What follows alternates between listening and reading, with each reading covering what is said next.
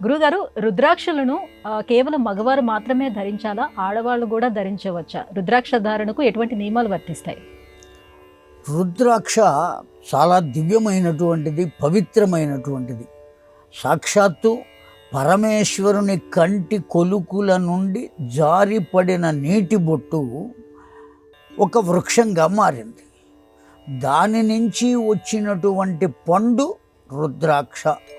రుద్రుని యొక్క కంటి నుండి వచ్చింది కనుక, అక్షి అంటే కన్ను, రుద్రుని అక్షి నుండి వచ్చిన నీటి బిందువు వల్ల ఏర్పడినది కనుక దానికి రుద్రాక్ష అని పేరు వచ్చింది. భగవంతుణ్ణి ఎవరైనా ఆరాధించవచ్చునా? ఆరాధించరాదా?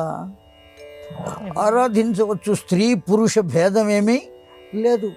కనుక రుద్రాక్షలు పురుషులే కాదు, స్త్రీలు కూడా నిర్మోహమాటంగా ధరించవచ్చు.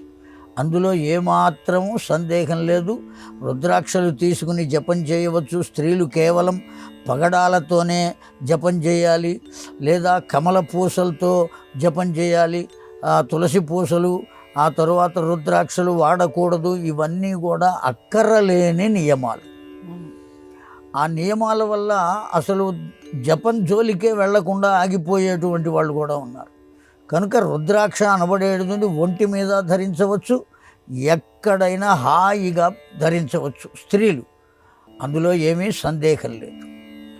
ఆ రుద్రాక్షలు ఏకముఖి అయితే ఎంత ప్రయోజనం ఉంది, ద్విముఖి అయితే ఎంత ప్రయోజనం ఉన్నది. ఇవన్నీ ఆ రుద్రాక్షలు విక్రయం చేసేటువంటి వారికి ప్రయోజనమే తప్ప, ఇది రుద్రాక్ష కేవలం భగవంతుని కంటి నీటి బొట్టు వల్ల కలిగింది అనేటువంటి పవిత్ర భావనతో ధరించినట్లయితే ఎవరైనా ధరించవచ్చు ఎప్పుడైనా. కాకపోతే అంత పవిత్రమైనది కనుక అపవిత్రమైన కర్మలు చేసేటప్పుడు మాత్రం ఒంటి మీద రుద్రాక్షమాల ఉండరాదు. అందుకనే పెద్దలు రాత్రిపూట నీవు పడుకునేటప్పుడు రుద్రాక్షలు తీసి ప్రక్కన పెట్టవయ్యా, శరీర బాధలు తీర్చుకోవడానికి వెళ్ళేటప్పుడు రుద్రాక్షలు తీసి ప్రక్కన పెట్టవయ్యా, ఇట్లా కొన్ని నియమాలు చెప్పారు. మనం ఎప్పుడైతే అపవిత్రమైన కర్మలు చేస్తూ ఉంటామో కొన్ని కర్మలు తప్పక చేయవలసిన పరిస్థితి వస్తుంది. అటువంటప్పుడు ఆ రుద్రాక్షమాలు తీసి ప్రక్కన పెట్టి ఆ కర్మ అయిపోయిన తర్వాత స్నానం చేసి మరలా మాలను ధరించవచ్చు, నిరంతరము ఉంచుకోవచ్చు.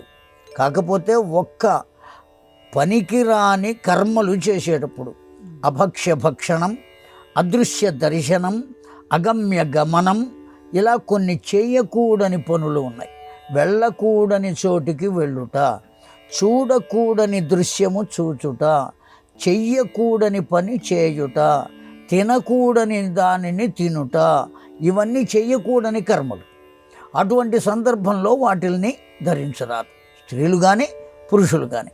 మిగిలిన సమయాల్లో ఎప్పుడైనా ధరించవచ్చు, ఎవరైనా ధరించవచ్చు.